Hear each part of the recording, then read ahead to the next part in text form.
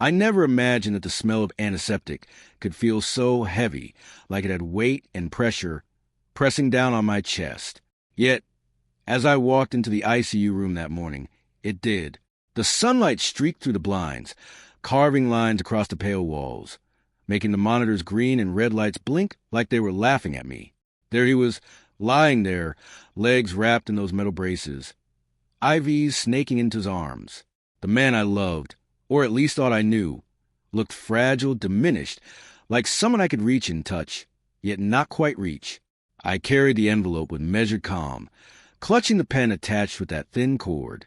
Every step I took felt deliberate, rehearsed, like a dance I'd practiced 1,000 times in my mind. There was no hesitation, no tremble, no second-guessing. I had rehearsed this moment in silence, in empty rooms, in my car, in the mirror.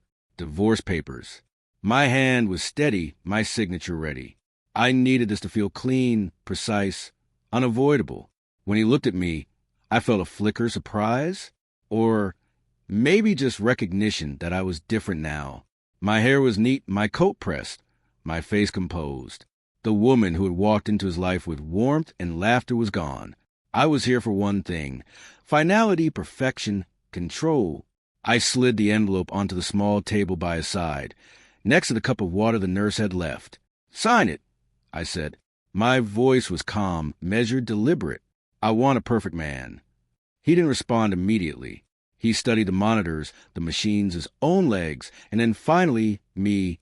I wanted him to flinch, to beg, to show any sign of desperation.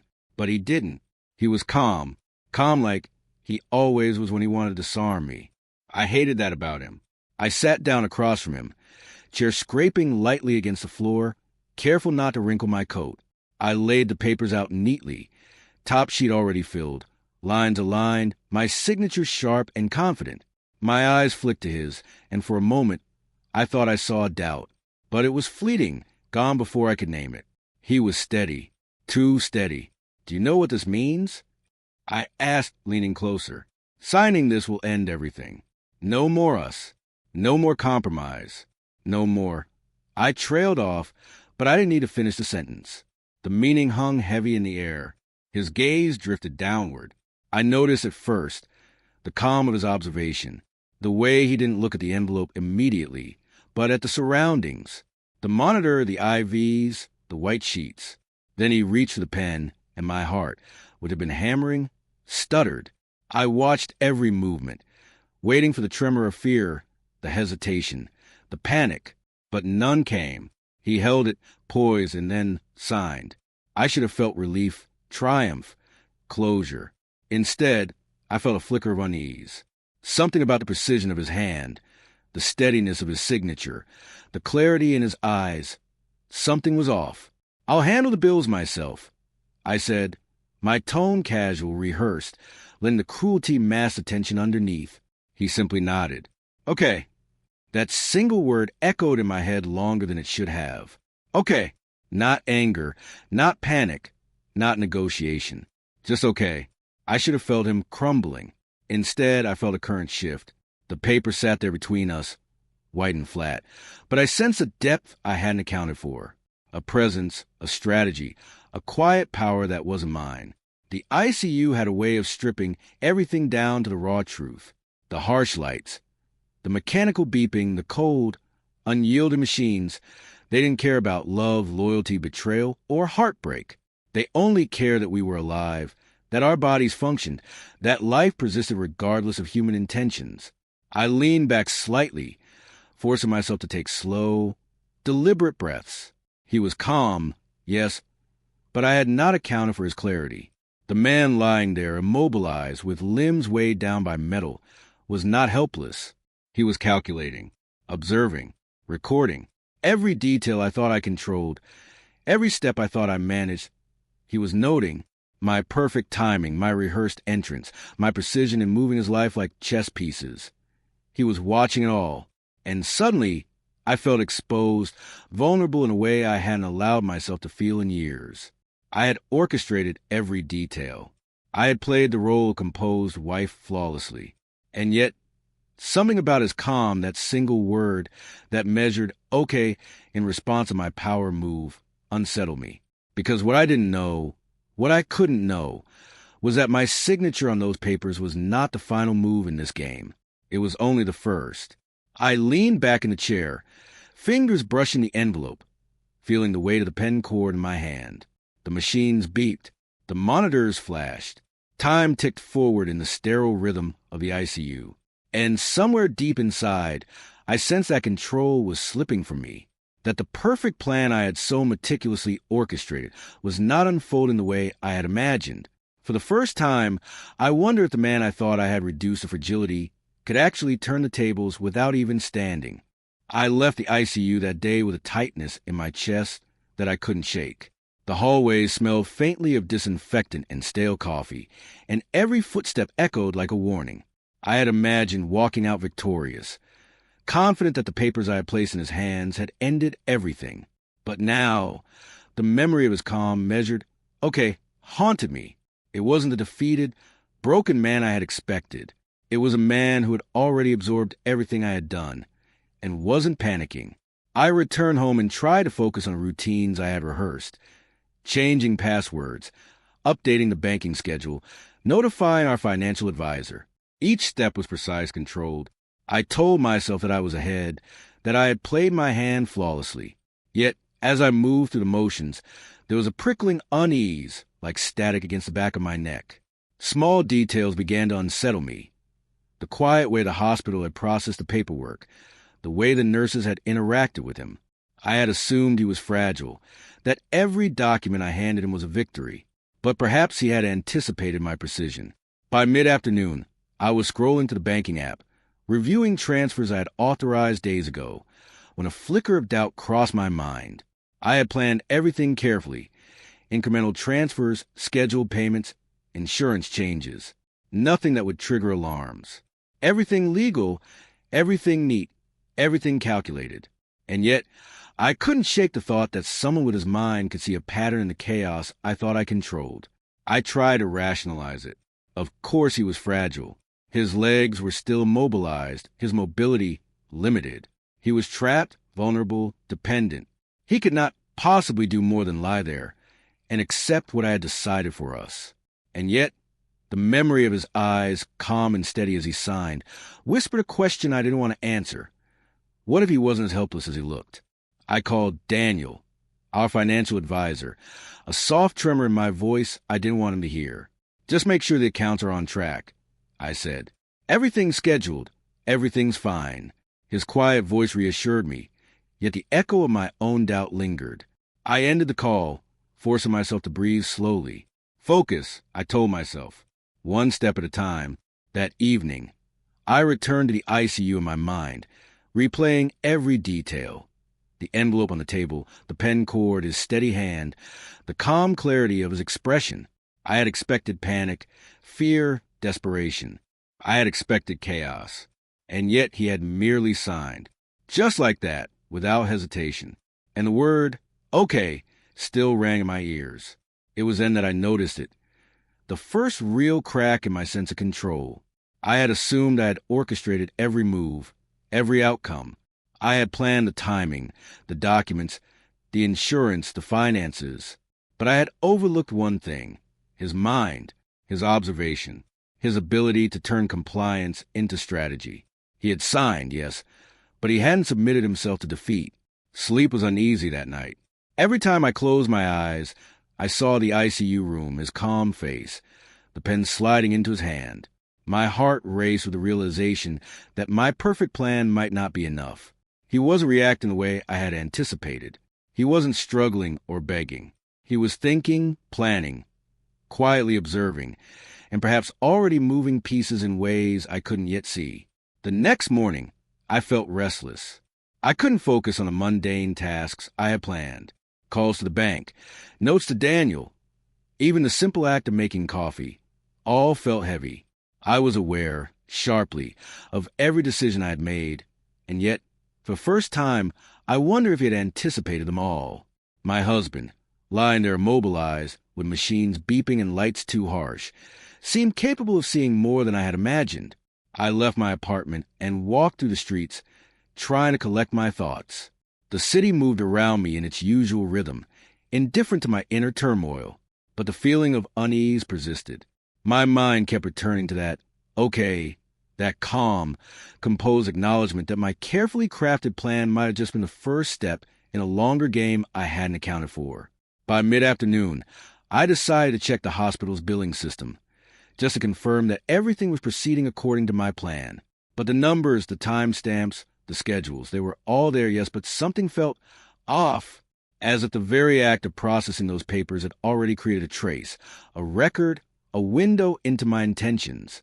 My careful, calculated moves were not as invisible as I had thought. I felt a pang of panic, then, subtle, almost imperceptible, the realization hit. Signing those papers had not guaranteed my control. It had merely exposed it. He had witnessed, observed, and perhaps already acted in ways that would slowly unravel my strategy. And the more I tried to reassure myself, the more I felt the threads slipping through my fingers. That night, I returned to our apartment and sat alone in the quiet. The envelope I had held in the ICU sat on the table, innocuous and silent, a reminder of what I believed was victory. But the memory of his eyes, steady and calm, haunted me. I realized that control is not about speed or precision.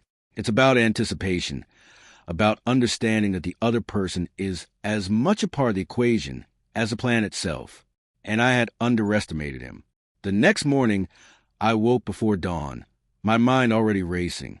I had spent hours in the quiet of the apartment replaying the ICU moment, trying to convince myself that everything was still under my control. But an uneasy feeling lingered, prickling at the edges of my thoughts. It wasn't fear exactly, and it wasn't panic. It was a sense that someone else, him, was quietly noticing things I had overlooked. I poured myself a cup of coffee, the steam rising in soft curls, and sat by the window. The city outside moved as it always did, indifferent to my carefully orchestrated plan. I reminded myself of the steps I had already taken. The insurance changes, the scheduled transfers, the advisory consultations. Everything meticulous, deliberate, impossible to challenge. Or so I had believed. By mid-morning, I decided to check the accounts again. Just a routine review, I told myself, nothing more. But as I scrolled through the banking app, I noticed tiny anomalies, small transfers, timestamps that didn't align perfectly, subtle activity I didn't remember authorizing. My heart tightened, and I realized something unsettling. He was awake, aware, and observing. Every move I had made, every decision I had assumed was invisible, had a witness. I tried to brush it off. Perhaps it was a glitch, a delay in the system, an error in reporting. But the rational explanations did little to calm the tightening in my chest. I had always prided myself on anticipating obstacles, on moving pieces without leaving traces. And yet, here was evidence, subtle but undeniable, that he might be reading the board better than I had anticipated. I called Daniel, my voice steadier than I felt. Everything's on track, right? All transfers, schedules, authorizations? I asked. His calm response was meant to reassure me, but instead it drew my attention to the idea that someone else, him, might already be mapping these moves. I ended the call quickly, forcing myself to focus on the next task, verifying the insurance. The call to the hospital billing office was routine, but I noticed a slight hesitance in the receptionist's voice, the careful phrasing, the extra confirmation questions. I tried to ignore it. Surely it was nothing. Yet the unease persisted. I felt the first real sting of doubt. My perfectly planned moves were no longer guaranteed to go unseen, unchallenged.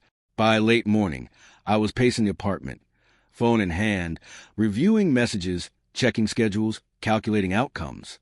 Every detail I had controlled now seemed fragile. I couldn't pinpoint when the shift had occurred, only that it had. The moment I had imagined as the end of our marriage, the papers, the signatures, had somehow become beginning of something else. Something I wasn't fully seeing. Lunch brought no relief. I made a simple sandwich, but I couldn't eat more than a few bites. My mind kept returning to the ICU, to the calm precision of his signature, to the way he had handed the pen back without hesitation. I had expected chaos, tears, begging. Instead, He had been precise, composed, and aware, and I had underestimated him. By afternoon, I began to notice other signs. Emails that had been quiet, routine, suddenly carried weight.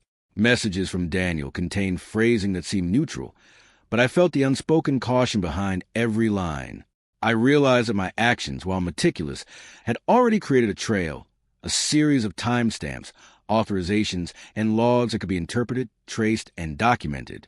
And somewhere in the ICU, he had the time, focus, and clarity to turn that trail into leverage. I tried to convince myself that I still held control. After all, I had designed everything, timed everything, and acted first. The transfers, the insurance changes, the business authorizations. They were all mine, or so I believed. But the seed of doubt had been planted. The thought that he could be thinking several steps ahead, quietly documenting every move, sent a cold shiver through me. By late afternoon, I was restless, walking from room to room, checking my phone compulsively. I wanted to call him, to gauge his state, but something restrained me. A small voice inside whispered that he was already aware, already observing, already turning what I had assumed was control into a different kind of power. As evening approached, I felt the tension tighten around my chest. I had believed the ICU papers marked victory, the end of our shared life, the moment I had anticipated. But I could no longer ignore the possibility that his calm acceptance, the quiet, okay, wasn't surrender, it was strategy. And for the first time, I realized that the person I had assumed was fragile, dependent, and incapacitated might already be quietly rewriting the rules. Dinner was simple, yet my appetite was gone. The apartment was silent, every tick of the clock loud in the stillness. I thought of the ICU, of his leg immobilized, the beeping monitors, the precise way he had signed. That one word, okay, resonated now with a weight I hadn't understood in the moment. It wasn't defeat. It wasn't resignation. It was observation, awareness, the beginning of something deliberate. By nightfall, I felt the first real unease settle into my mind. The sequence I had imagined as perfect, the papers, the insurance, the transfers, was no longer assured. Every step I had taken could be traced, documented, analyzed, and I had no idea how much he had already noticed, already anticipated. I sat by the window long into the night, watching the city lights flicker. The quiet hum of life outside mirrored the storm inside me. For the first time, I wondered, had I underestimated him completely? And if so, how far ahead was he already planning?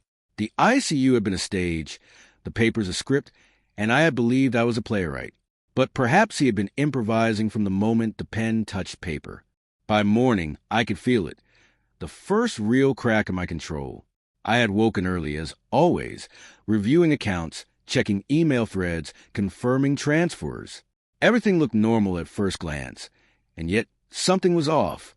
My carefully constructed web of preparation, the insurance adjustments, the scheduled transfers, the business account authorizations. He had already started to notice. I poured myself a cup of tea, letting the steam rise and trying to calm the sudden tightness in my chest. But the tightness didn't fade. I felt it tighten with every alert, every unexpected message, every automated notification from banks and insurance. Something had shifted. The ICU scene replayed in my mind, his calm, steady eyes, the way he had signed the papers without hesitation, the way he had said only, okay? That okay had felt like surrender then, but now I wasn't so sure. The first warning came with an email from the hospital billing office. The wording was clinical, neutral, but unmistakable. Certain charges would now require verification due to discrepancies in the policyholder's status. My stomach sank. I had assumed that the insurance changes were invisible, that he had no idea they were coming. Clearly, I had miscalculated. I called Daniel immediately, my voice steadier than I felt, trying to mask the sudden panic. The hospital flagged some items. I said, careful to sound casual.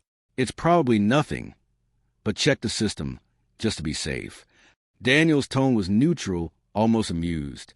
You should check yourself, he replied. And just like that, a seed of fear lodged in my chest. He was not only aware, he was awake, alert, observing every step, quietly tracking my moves. I ended the call and checked the banking app again. The small, previously invisible transfers, the ones I thought insignificant, were now glaring in their context. Every timestamp, every authorization, every device ID lined up in a way I hadn't intended. And then I noticed it, a freeze notification pending on one of the accounts. My heart skipped. The realization hit hard. He had allies, people helping him document every action, every discrepancy, every move I had made, believing it invisible, was now visible to someone I had underestimated completely. I tried to regain composure. I walked through the apartment, phone in hand, rehearsing explanations in my mind. If he called, if he questioned, I would be ready. Every step calculated, every phrase precise. But the fear lingered, whispering that I was no longer in control, that I might have misjudged him entirely. By midday, the alerts were relentless. Every login, every automated notification, every system-generated message reinforced the truth. He was awake, aware, and fully capable of turning my precision into exposure. I had imagined that signing the papers in the ICU meant victory, a clean break, a moment of triumph. But now, each notification, each time-stamped alert, told me a different story. I realized that control had shifted subtly, irreversibly. It wasn't dramatic, it wasn't violent. It was a quiet, clinical shift, like watching ice melt slowly into the sun. Silent, inevitable, irreversible. And he was patient, methodical, aware. By afternoon, I was pacing the apartment, phone in hand, rereading every email, every message, every detail of the transfers I had scheduled. My hands trembled slightly, not from fatigue, but from the awareness that he was several steps ahead, observing, anticipating, and recording. He wasn't acting yet, not overtly, but every alert, every minor obstacle he had created by simply being aware, chipped away at my confidence.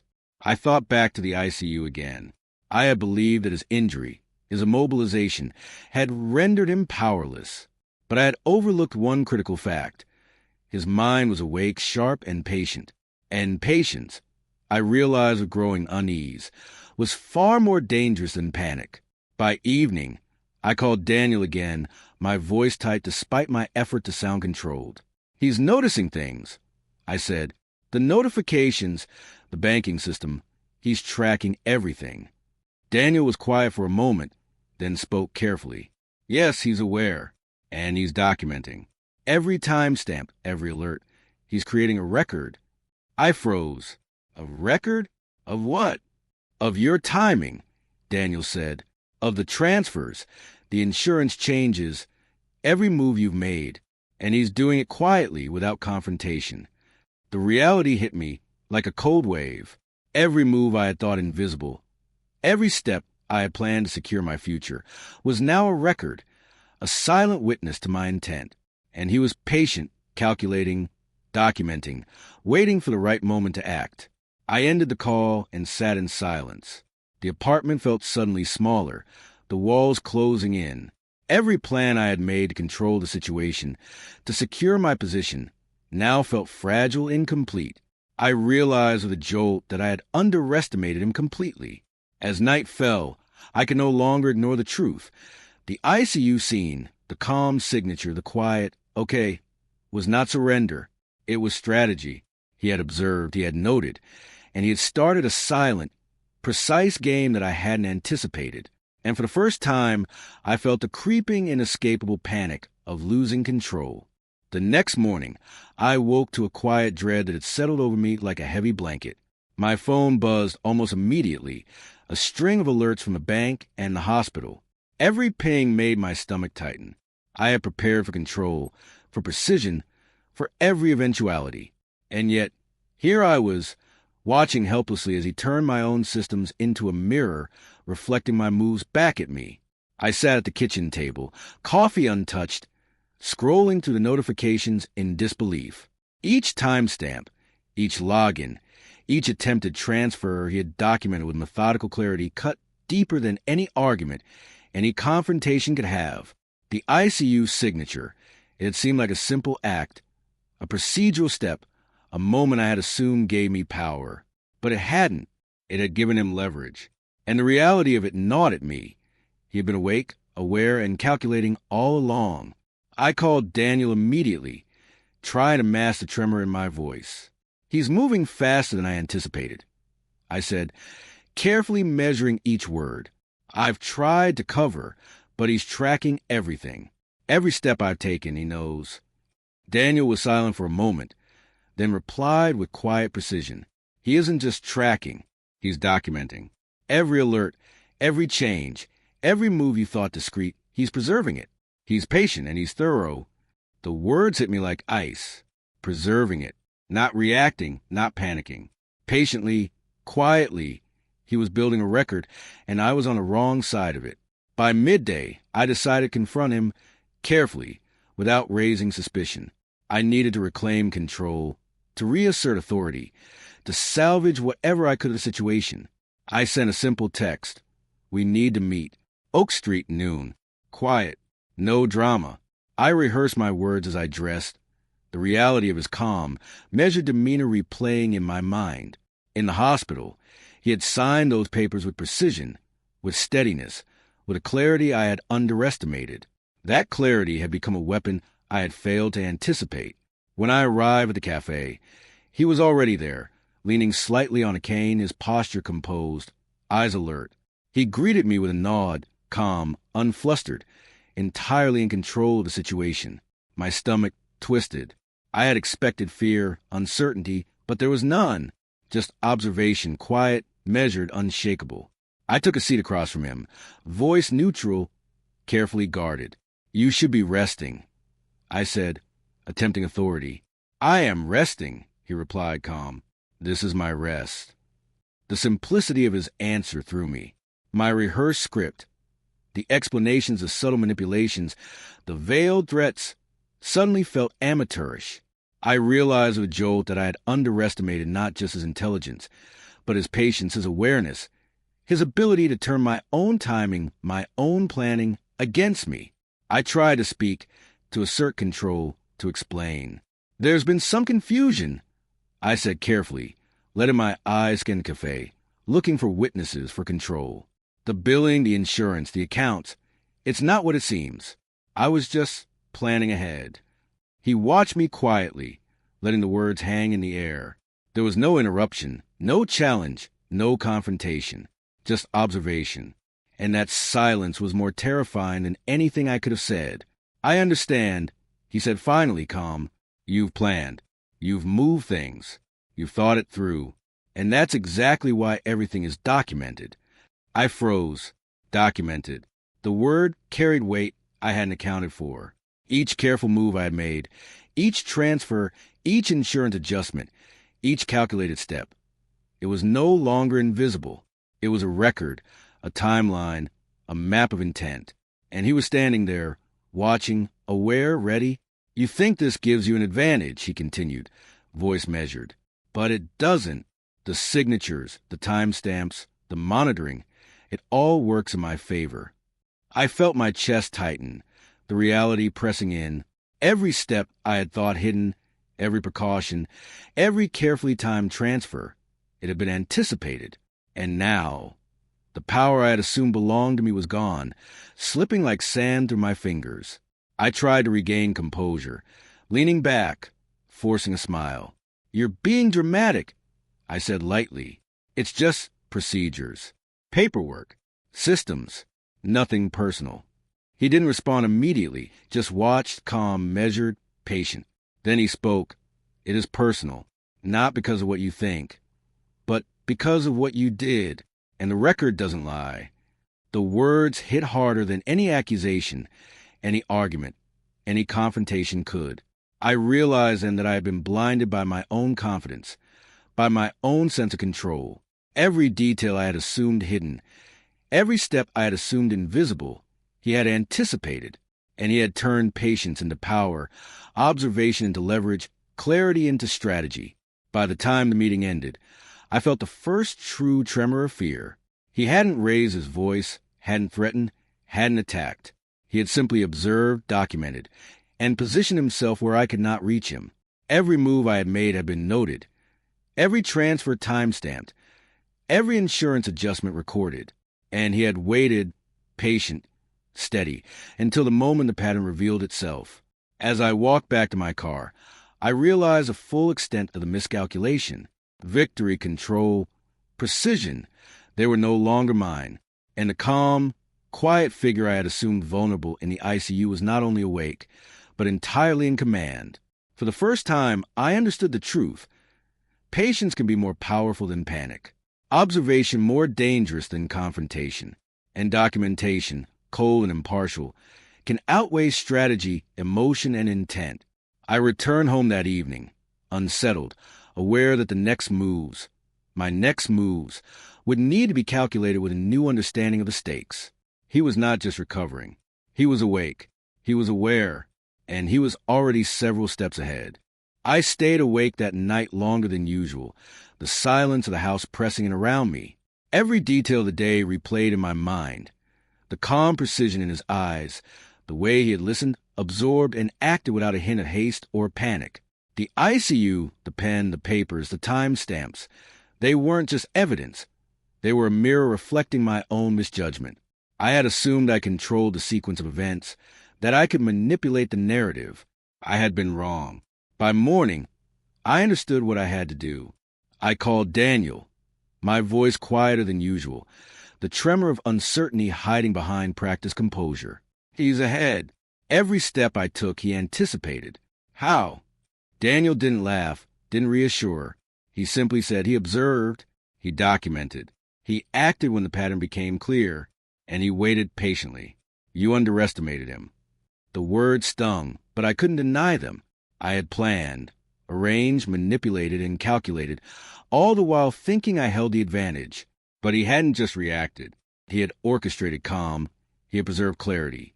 He had turned documentation into a shield, and he had positioned himself so precisely that every move I made only revealed more of my strategy. I had a choice now, panic, confront, or pause. I chose pause. By noon, I found myself back at Oak Street, the cafe where he had already taught me the lesson of observation. He was there, came beside him, posture upright, calm. His eyes met mine, steady, unwavering, aware of everything I had tried to hide. I felt the weight of my miscalculations pressing on me, my control slipping further with every second I sat across from him. I don't want this to spiral, I said, forcing composure into my voice. We can resolve it quietly, without conflict. He nodded slowly, calm, patient, composed. Quietly, he repeated, almost as if testing the weight of the word. Yes, but facts matter. Documentation matters. Intent is visible in actions, not words. I realized then that all my plans, insurance adjustments, transfers, careful timing, were visible to him not because he had pursued them aggressively, but because he had waited, observed, and preserved every piece of the pattern. The signature in the ICU was not a weakness. It was a tool, a record, a pivot point from which he could act. You think you've outmaneuvered me, he said quietly. But I didn't move. I documented. I observed. And now, his voice softened, but the certainty remained. The record speaks for itself. I swallowed hard, the reality pressing into me. Everything I thought I had controlled was now laid bare. My panic, my manipulations, my careful timing. It all existed in a trail he had preserved. I realized that my authority, my supposed advantage, had evaporated the moment I believed I could outpace him. You've been methodical, I admitted, voice low. I didn't anticipate patience as a strategy. He let a faint smile curve his lips, not triumphant, not cruel, just acknowledgement. Patience isn't a strategy. It's clarity. It lets the pieces fall into place. You can try to move the pieces faster, manipulate outcomes, but the facts, documentation, will always speak louder. I nodded, a mix of awe and defeat in my chest. For the first time, I saw the extent of my own misjudgment. I had been blinded by perceived control, by emotion, by assumptions. He had been awake, aware, and deliberate.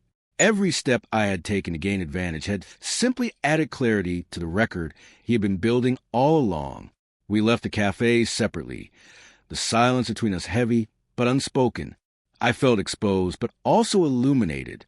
The ICU signature, the documented observations, the patient calm. It had been a lesson I couldn't ignore. My attempt to control had failed, not because of aggression, but because clarity and patience outweighed manipulation and haste. That evening, I sat alone in my living room, the quiet pressing in again. I reviewed every notification, every timestamp, every message, and realized the full weight of what had happened. I had assumed victory in creating the sequence. He had turned it into evidence of intent and timing. The lesson was harsh, but undeniable. Control is an illusion when the other person sees clearly and waits patiently. I sent one final message, a simple acknowledgement, nothing more. I see now.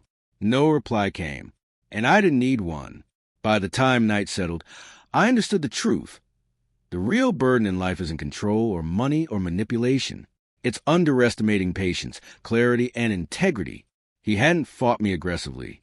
He hadn't sought revenge. He had simply observed, documented, and acted with precision. And in doing so, he had reclaimed agency not through confrontation, but through understanding the value of facts, of timing, and of silence. I closed my eyes and breathed slowly, letting the tension dissolve. The lesson had been harsh, but it had been necessary.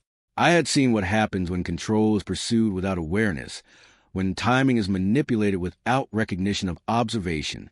And I had learned what it meant to face someone who moves with clarity and patience, who lets the evidence, not the emotion, determine the outcome. I stayed in that quiet, reflective space for a long time. I realized that I had been shown the limits of manipulation, the power of documentation, and the inevitability of accountability. And though I had wanted control, I now understood the value of patience, clarity, and integrity. By the morning, I felt a strange calm settle over me. The sequence of events, the ICU signature, the observed patterns, the recorded steps, they were no longer tools for manipulation, but lessons etched in experience. And for the first time, I felt the weight of accountability, the clarity of truth, and the necessity of respect. I looked out the window, at the world moving indifferently below, and finally admitted to myself, some things cannot be forced, some lessons cannot be avoided, and sometimes patience is the most formidable power of all. And with that acknowledgement, I finally let the tension lift, accepting the reality that the past could not be changed, but clarity, understanding, and respect could shape every step forward.